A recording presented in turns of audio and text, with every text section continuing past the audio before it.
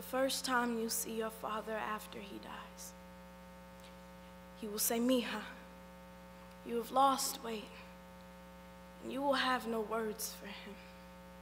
You will think to yourself that men who fake their death smell like a prayer trapped in the chest of Judas's hands, will feel like torched photographs of your family, and you will say, "Well, look at how charred the children are now. For years, we've been standing in an inferno that smells like drowning." Whenever you hug your children, Father, they wish for sand.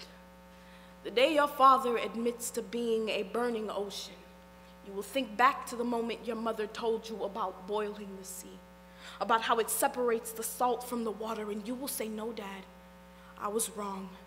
You are salt. You are absent. You are 2 rows of teeth drenched in 17 years of lies, and I am and will always be your biggest alibi at this point.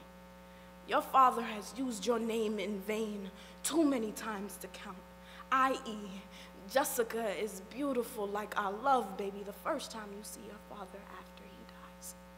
He will say, "Mija, you have lost weight," but his tongue will be bent different. You will feel the snicker of his spine. This time it will no longer be a compliment. You will think to yourself, "Yes, I know I have.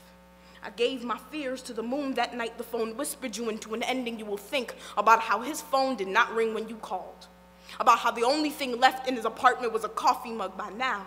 Coffee reminds you of his mistress and the day you let her into your home, about the pain in your mother's voice the day she made you pack all the stuffed animals into boxes. It'll remind you of how all you left behind were the photographs and the cutlery by now. The back of your knees have already started to sweat. You can feel the jump of your pulse. You can taste how your fears shiver the moon. There will be a hula hooping girl with curly pigtails, and she will be screaming, "Look, Dad, I really thought you were dead. I cried, Dad. I cried like my heart was broken.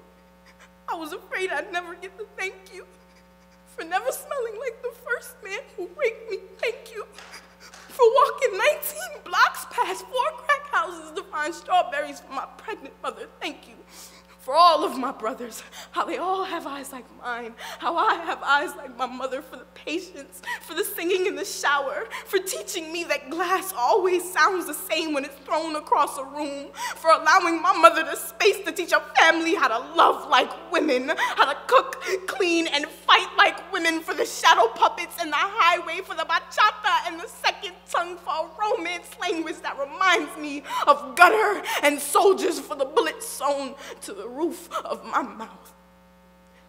The next time you see your father, he will be ghostly, and you will understand why all your life you had a bone to pick with Christ this time.